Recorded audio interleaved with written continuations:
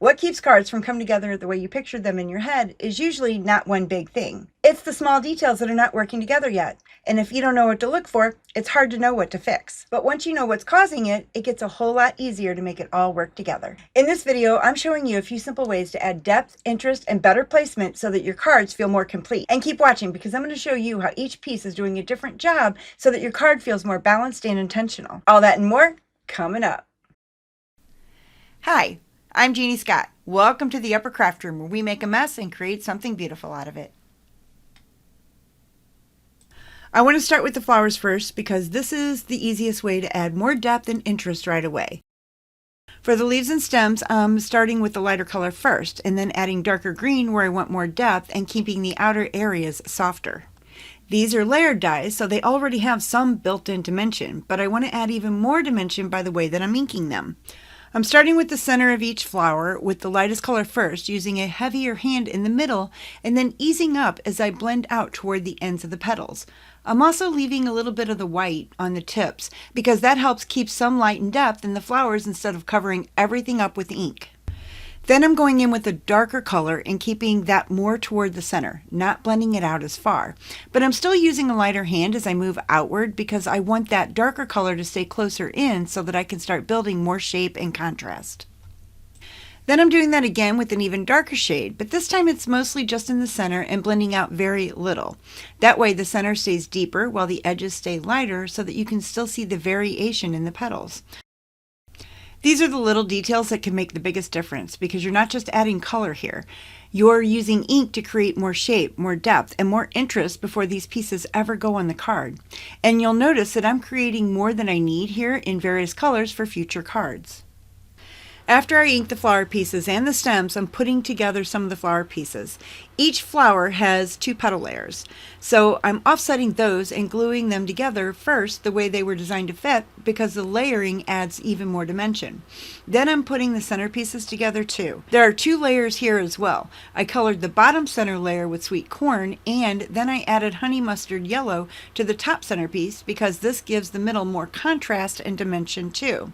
At this point, I didn't attach the center to the flower, and I'm not attaching the flower to the stem. I'm getting those main pieces assembled so that they're ready when I start building the arrangement of the card.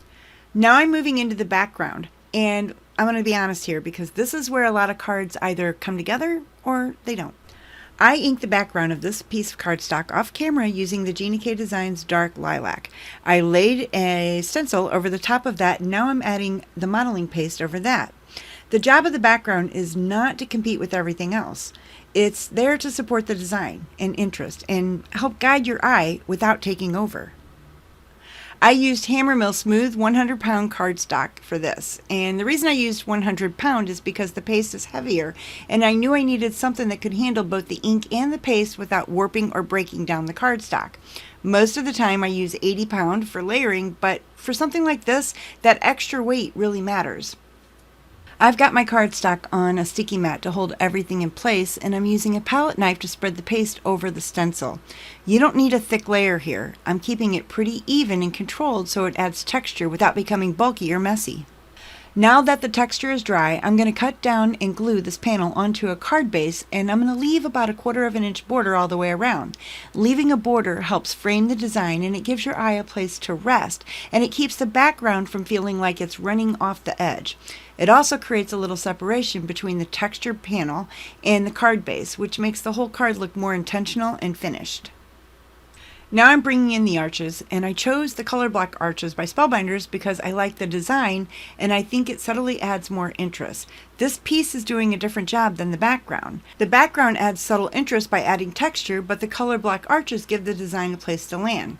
It acts like a grounding layer, which means it helps pull the focal point together and keeps everything from feeling scattered across the card. It also gives me a clear area to build on so that when I start placing the flowers and the sentiment on the card, they feel connected instead of like separate pieces just sitting on top of the background floating. It's a layer that helps the eye understand where to look first. I'm now ready to start building the floral arrangement, but before I glue anything down, I wanted to see where the flowers are actually going to sit. And at first, I thought I might use 2 different colors because I did cut and ink more than one version of these flowers. I wasn't sure where I was going with it yet, and I can always use the extras on another card later. But once I started laying everything out, I decided the 2 purple flowers worked better than bringing in and introducing a new color. The purple keeps it monochromatic, and that helps the whole card feel more pulled together instead of introducing another color that really doesn't connect with anything else on the card. Once I know where the flowers are going, then I can start gluing the stems down so everything lines up in the way that I want it to. I'm keeping the arrangement more over to the left side of the arches, and I'm angling the stem so that the flowers feel like they belong there instead of just sitting flat and straight. For the smaller stem, I wanted it placed at a very specific point on the larger stem, so I marked that spot on the card first with a little bit of glue where I wanted it to begin. Then I picked the stem back up, added the glue to the back, and laid it down so that I have more control over the placement. I also popped up the first flower with a dimensional foam square for a little extra lift, and then I'm adding the smaller second flower just underneath it, gluing that one flat to the card. That way, they don't both sit at the same height, and that gives the arrangement a little more depth and separation. After that, now I'm adding the flower centers, and I could have added these before, but hindsight's 20/20, and I wasn't sure how this was all coming together. I'm placing the leaves a little higher on the stems because I already know the sentiment is going to come across the lower part of that area, and I don't want to cover up all the leaves. I still want them to show and add to the design. This is another one of those pieces where placement matters just as much as the pieces themselves, because I'm not just filling space here. I'm trying to make sure everything works together, fits the card well, and leaves room for the sentiment to do its job too. Now I'm moving on to the sentiment, and this part is not just about what it says, it's about how it fits to the design. I'm using a shadow layer for the word smile, and when I'm gluing the letters down, I like to start with the last letter first. That gives me a point of reference so that I can line everything up and keep it centered as I work my way across one letter at a time. That way I'm not guessing at the spacing or ending up off to one side. It keeps everything looking clean and balanced. The job of the sentiment is to finish the card. It's what ties everything together and helps finish the design.